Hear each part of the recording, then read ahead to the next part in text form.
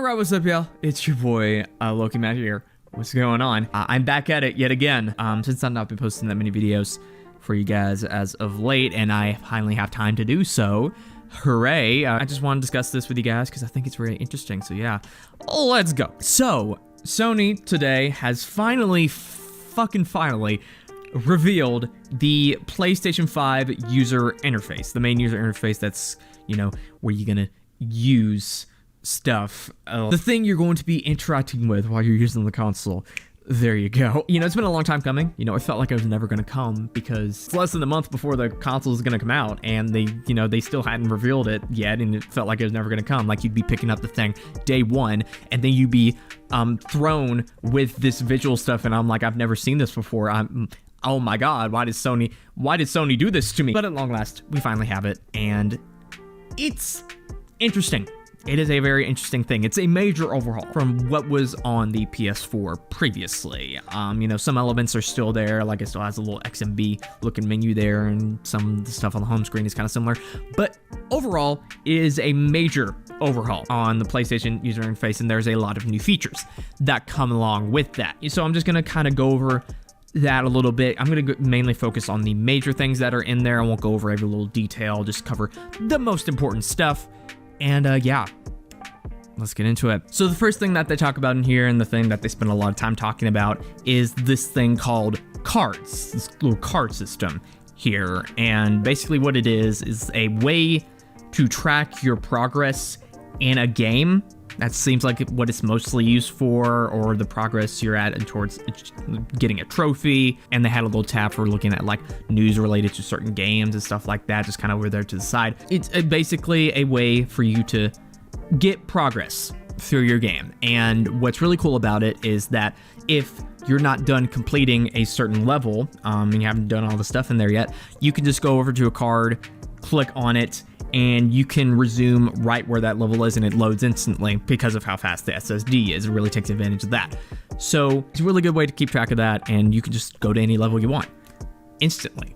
It's really nice. It's really cool. I like how fast the SSD is. It's another cool thing is that when you're actually in game and you press that card again, it shows you specific objectives that you need to complete the level 100%. And if you have a PlayStation Plus subscription, you can access in-game hints. In the demo that they had in there, they said, oh, you got to find this little monk costume or something like that in Sackboy. Watching the videos, it showed you like exactly how to do it. So pretty much a cheat sheet. If you know anything about me, I don't like things being put behind a paywall, especially features like that, because it seems like a basic feature in of itself. You know, it is kind of OP if what that video is saying is true. So maybe just having a PS Plus subscription will give you that OP feature.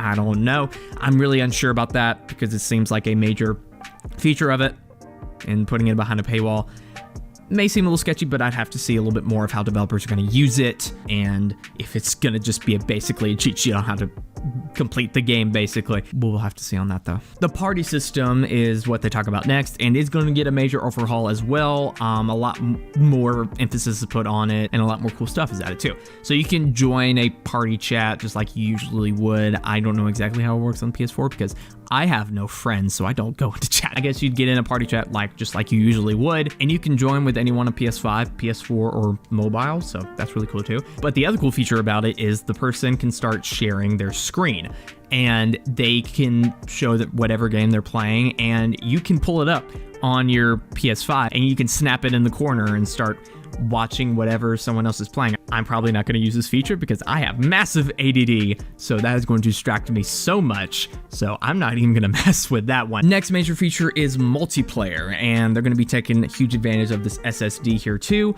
So if someone in your party is playing a game and they're going to get in a multiplayer lobby, it will instantly put you in the game. It almost takes like literally 30 seconds to join a friend's lobby from another game.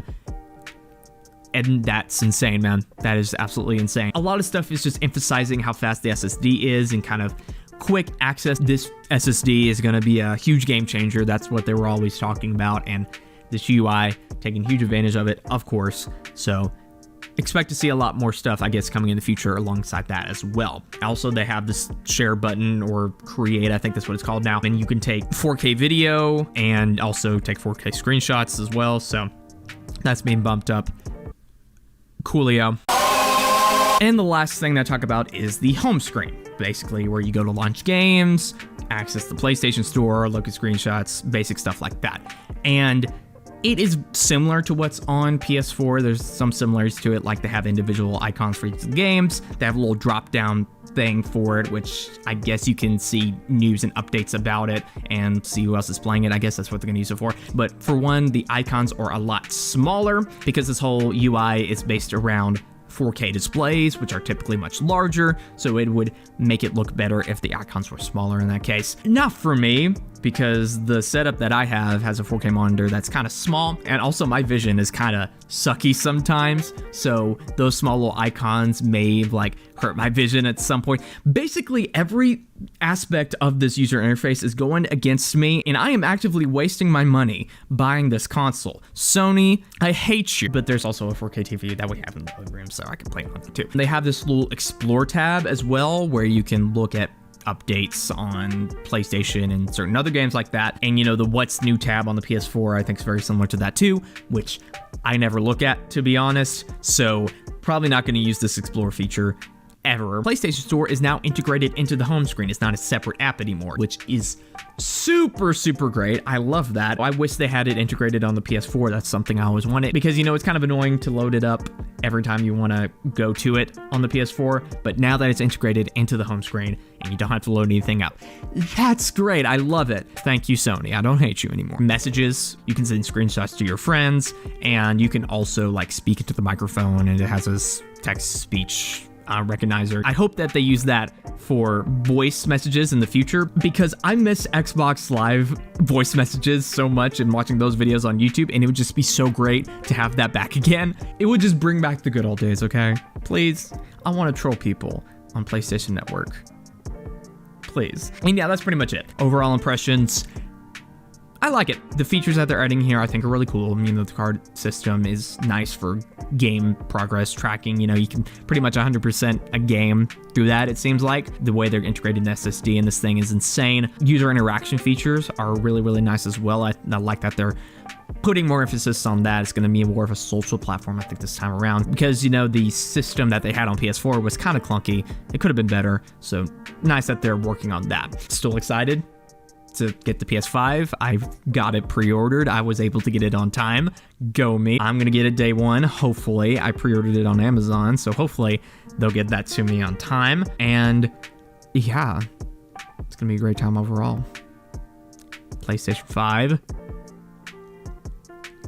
Play has no limits. I think that's what the tagline is. Yeah, that's gonna be it for this video. Tell me down in the comments below what you think about this. Do you like the UI? Do you not like it? What's your favorite part? Do you think there's something that they could improve? What are you most looking forward to?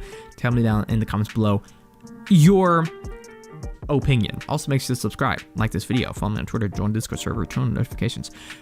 Really freaking awesome if you did. This has been Matt, and I'll see you guys in the next video, whatever that's going to be. So yeah, bye!